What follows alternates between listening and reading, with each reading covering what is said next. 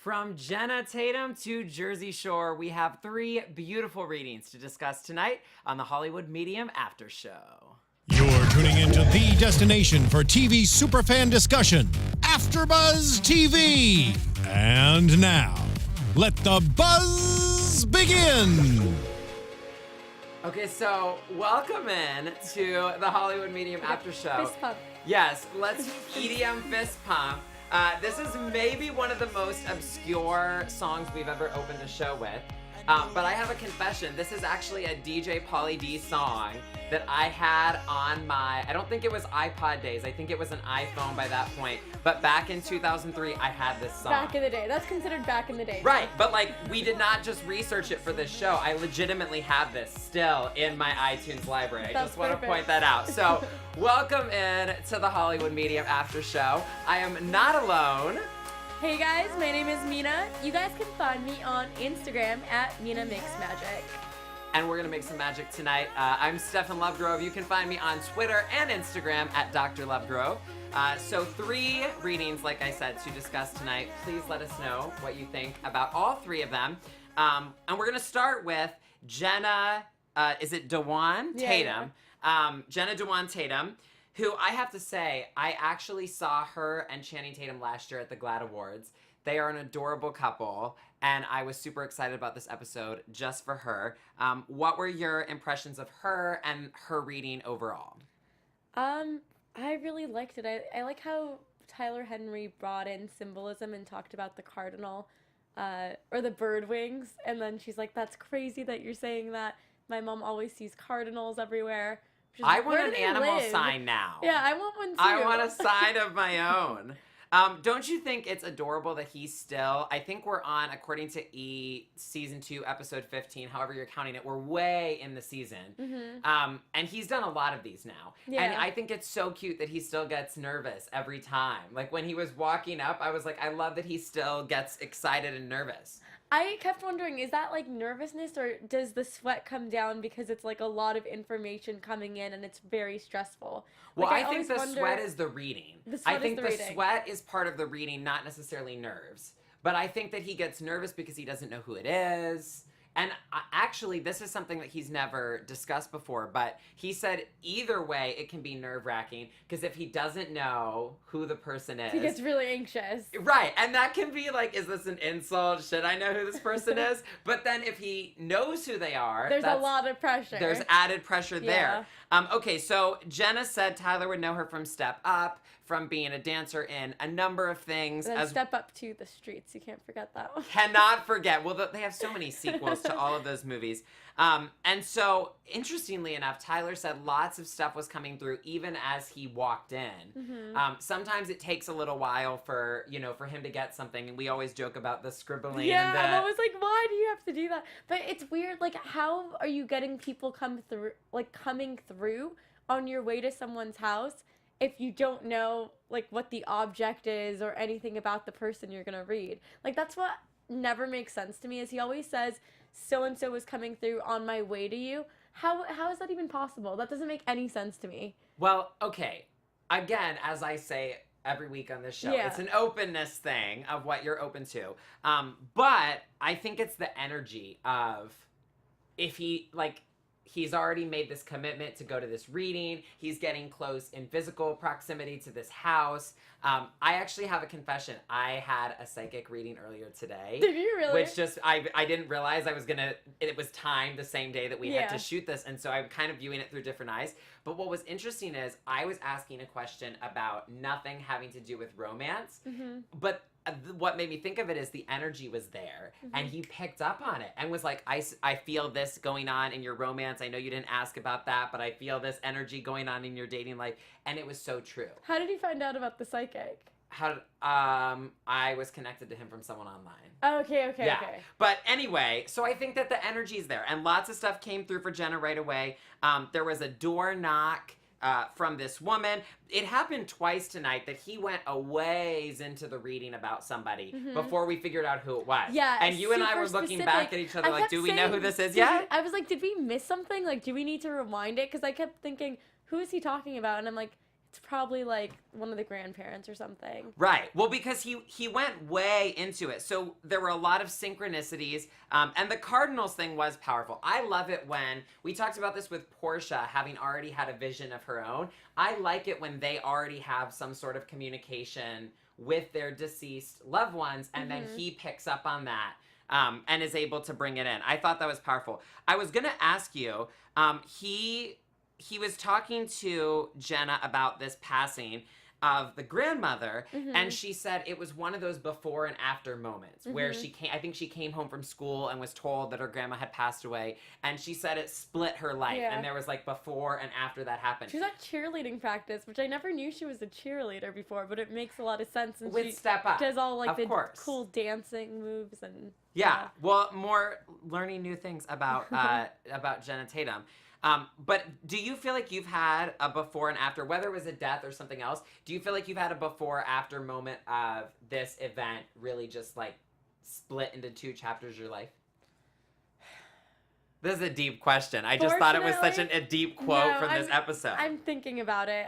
Fortunately, no. I don't feel like I've had that moment where it feels like a new chapter. I feel like if I lost someone in my immediate family, yeah, that would definitely be life-changing. If I lost like my grandma or my mom or anyone like that, it would feel like it marked a completely different chapter in my life. So that makes sense that she would explain it that way, because she said that she was living with her grandma at the time and she was very close to her, and this was during high school.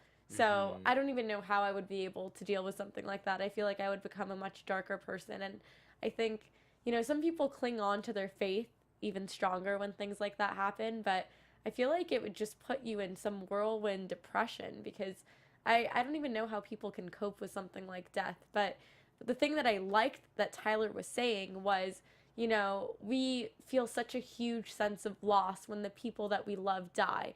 But if you view it from their perspective, they're in a different place, it's a different energy, and they're looking back on us, and it's not the same thing. They just want us to be happy.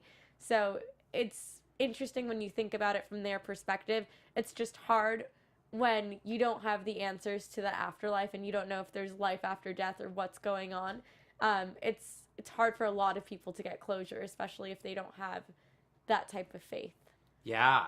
Well, so in Jenna's reading, we got both the grandfather and the grandmother came through. And again, this is interesting because the last couple weeks it's been popping up, this theme of like substances or drugs or like people medicating themselves and being in an altered state in various ways. But again, there was this message of nothing could have been different. It was going to happen. And I think that's so reassuring. There was even with Jenna's reading an apology to her mother, and that's actually one of the coolest things I think about this show is when somebody's backstage. And not only did Tyler not know the celebrity, but he presumably didn't know the person was backstage, and then there's a message for them. It would be really funny if he's like, yeah, I don't know who Jenna Dewan Tatum is, and then her mom comes out, and he's like, oh my god, like, he knows her all of a sudden. Right. Because he never knows anyone, but sometimes he'll know some of the obscure people. I did wonder, because he's so Hollywood clueless as we're introduced to him in season 1, I did wonder in what context does he know DJ Pauly D? Yeah. Maybe he had Back to Life. Maybe it was the two of us downloading it in 2003. Anything else you noticed that was interesting in Jenna's reading before we move on to Emily? That's all I got. I know there was some mention of the mom's twin brother. I was so confused by that because Tyler was bringing up how, like, something about her twin, and then it completely transitioned into Dudley, her grandpa. And I kind of got lost at the end of that thing. Well, there was a moment with her where I think he was, because they kept cutting to the footage of her mom watching backstage. And I think sometimes, as he pointed out on Twitter tonight, sometimes details come up just to affirm for the people, this is real. You can trust this information. So I think at that point, he was just connecting with, yes, I am now speaking to the mother, because he wanted the apology from the grandfather, who was the lone wolf, to really come through. And I love when multiple people leave the reading and feel like they got something out of it, which is what happened. Yeah. Jenna got something, her mom got something. A great reading. Yeah. Okay, so Emily Vancamp. She is gorgeous, by the way. Yes, like, and so beautiful. From both Revenge and Captain America. Actually, I will admit, she's somebody that I would not have immediately recognized. Like, when he said that, I was like, okay, I did used to watch Revenge, and okay, but it took me a minute with her. I don't, like, I've never seen her in anything, but I know her face. Like, I know her as a celebrity. I've never watched anything she's been in. So, okay, so a grandfather, I'm looking at, did we have, I think we had a grandfather in almost every reading. Yeah, we really had a did. grandfather for Emily.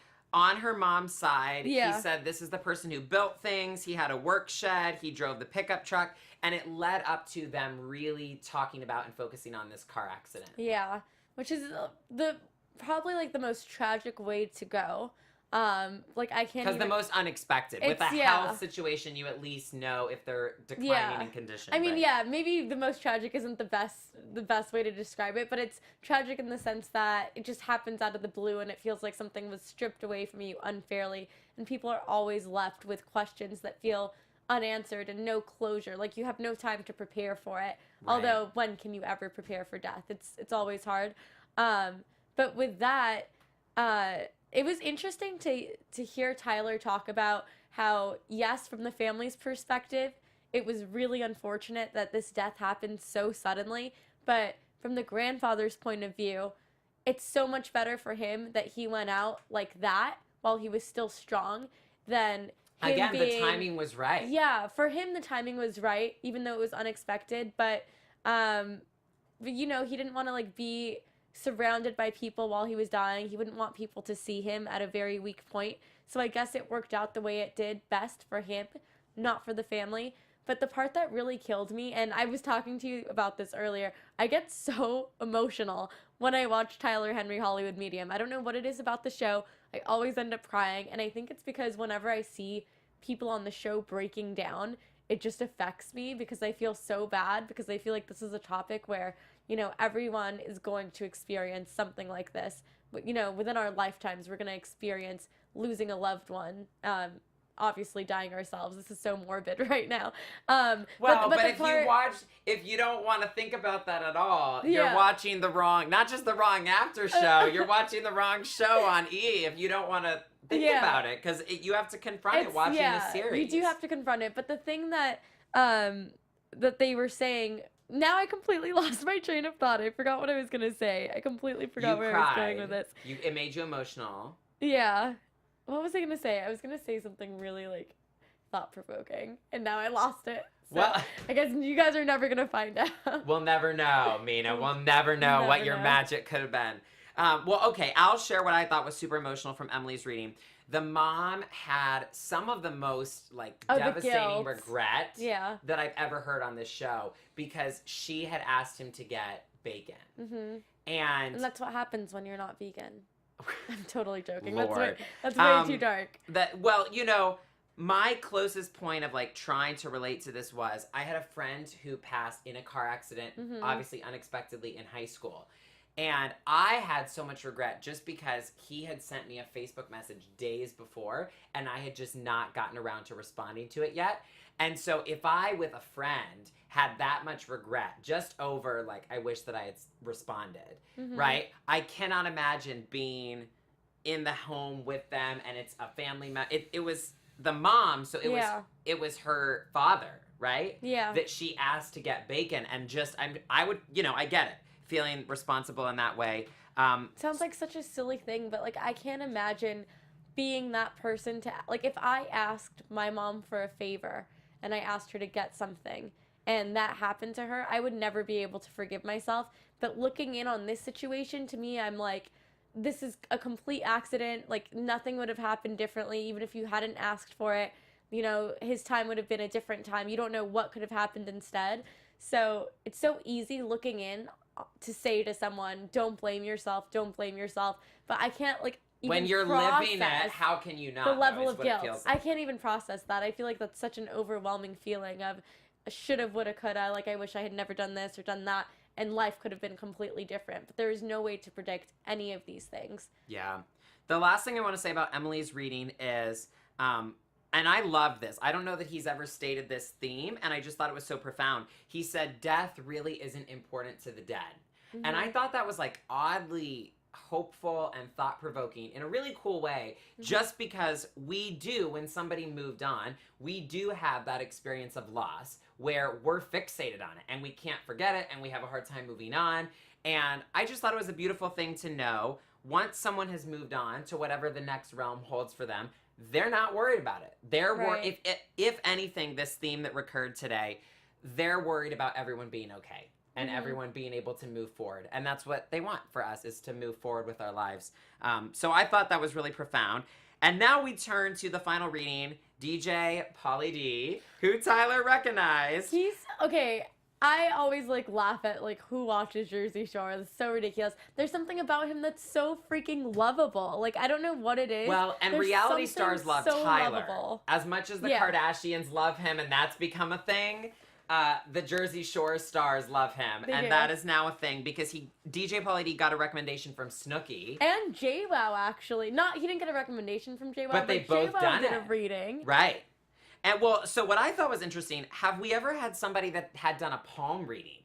Like, different people have different spiritual experiences that make them open to Tyler prior to them getting there. But I thought it was so interesting that he was like, well, I had a palm reading and it was really legit, so I can't imagine what Tyler's gonna be. I don't know. By the way, Jersey Shore, I wondered if this is one of the reasons they timed the episode, because it's just made the news this month that they filmed a reunion show. That in makes Jersey. So I just sense. thought I should acknowledge that. For those of you who are Pauly D or Jersey Shore fans, interesting news, interesting timing. So let's talk about this reading. Again, a person came through and we didn't know who it was for minutes of getting information. Turned out to be his Uncle Mike. And I made the mental note that if a strong personality as a human makes it easier for you to come through after death, I am very confident, everyone. Please go see mediums after I have passed on. I have such a strong personality that I will guaranteed come through, I suspect, based on that information. What did you take away from this reading? Oh God, this one was a tough one. Because there were two parts to this reading. There was the part with his Uncle Mike, and then there was the second part with his best friend Billy. Best friend Billy, both of which were moving, but the best friend, I oh lost my God. It was too much. It was very emotional. But I guess we can start with the Uncle Mike and Aunt Shirley. I really liked how he talked about that even when his uncle was in the worst condition, and, you know, like Tyler Henry was talking about how he's not mobile from the knees down, and Pauly D said, yeah, that's true. He was always in a wheelchair, but he never wanted anyone to know about his sickness. So he always used humor, you know, to alleviate any sort of pain, and he always focused on the positive. And I really admire people like that, people who are in terrible situations and they don't have like these basic necessities or things that, you know, the rest of us really do take for granted, whether it's, you know, our mobility or our vision or any one of our senses that is so vital to functioning in a way that's, you know, much smoother and easier in life. I really admire people who still stay positive and have such a beautiful way of looking at life despite these circumstances. So that stood out to me the most, was him just talking about his grandfather's personality overall, and, you know, the flame on his on his wheelchair. The Hot Wheels wheelchair killed me. Loved it. No pun intended. That was dark. We're dark, and all the real conversations tonight, guys. Up. I don't even know. You know, this is what stood out to me about the uncle and whatnot, is they were talking about there was a divide in the family about where to spend Christmas, and it wasn't as smooth. Yeah. And that is something, honestly, that worries me. And I had a long talk with my aunt about this, because there are certain relatives that tie that side of the family together for us and are why we all get together at Thanksgiving. And some of them are getting older in age now. And I had the conversation with my aunt about, are we going to be able to still maintain this holiday tradition when somebody moves on, you know? So I thought that was a really sad thing that it's a fear of mine, you know? This show gets real. Yeah. This show gets real. So, okay, so let's end by talking about the BFF Billy. One of the most emotional readings I've ever seen that really clearly impacted both of us on tonight's episode. Yeah, mainly because I can't believe he likes Kid Rock. But well, Tyler said the Kid Rock detail was one of his favorite random things in the entire season. Yeah. Because how often do we get a detail of what music they listen to? Like, how cool, but also how weird, how strange. I know, that's completely random, but I don't know. It's so much to even think about this. Just, you know, he said this was his best friend. You know, he did every single thing with this person every single day. I can't imagine. Like, I keep using this phrase, I can't imagine. But seriously, going to living your life every single day with this person that is, you know, almost like your soul friend, you're connected, you do everything together, going from that level of closeness to this person is just like completely taken away from me. I have no connection to them at all. I don't know how he coped with that, but when he said that he sold all of his motorcycles because his friend died in that motorcycling accident and it's something that they would only do together, my heart was like aching inside. I was like, that must be so traumatic for him to even see a motorcycle anymore because of all the memories it brings back of his friend. But I thought it was really beautiful that they did a bike run for the friend, where they rode on motorcycles to commemorate his passing and his life. And it's really crazy that Tyler Henry knew about that, and the fact that when it couldn't have been Googled, as he pointed out. Couldn't have been Googled. Every single thing that he said in that reading, it really couldn't have been Googled. When I Googled anything, I just saw the Tyler Henry Hollywood Medium show on my phone, so nothing could have been Googled. Yeah. Well, and there was that theme that was so beautiful to end the episode of, like, your friend would have wanted you to have joy. Like, it's understandable why motorcycles would trigger you and why you need to step away from that. But this theme of your friend would want you to move forward. Your friend would want you to be happy. And I think... And he even said that, you know, that friend always wanted to have kids and have a family, and he never got that chance because he passed. And now he really wants that for Pauly D. He wants to be able to live vicariously through him. And I was like, that's just so beautiful. Like, it really was a beautiful week. Oh my gosh. Like, we love Tyler always, but this was more than average. Emotional. Beautiful. I can't get through an entire episode without crying. That's my goal for next week, is get through an episode without crying, but next week it's going to be Patty Stanger.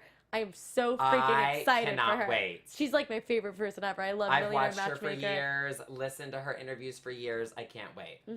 So let us know what you thought of tonight's readings. Let us know, did you cry in any of them? What was your favorite? What were your thoughts? Did you find these things as profound as we did? Or maybe we're just overly philosophical tonight. I don't know. But let us know in the comments all through the week what you thought of this episode. Like, comment, subscribe on YouTube, rate and comment on iTunes. And Mina, tell them where they can find you on social media this week. Hey everyone, you guys can find me and follow me on Instagram at Mina Makes Magic. And you can find me on Twitter and Instagram at Dr. Lovegrove. That's it for us. We'll see you next week for another Hollywood Medium After Show. From executive producers Maria Menounos, Kevin Undergaro, Phil Svitek, and the entire AfterBuzz TV staff, we would like to thank you for listening to the AfterBuzz TV network. To watch or listen to other after shows and post comments or questions, be sure to visit AfterBuzzTV.com. I'm Sir Richard Wentworth, and this has been a presentation of AfterBuzz TV. Buzz you later. The views expressed herein are those of the hosts only and do not necessarily reflect the views of AfterBuzz TV or its owners or principals.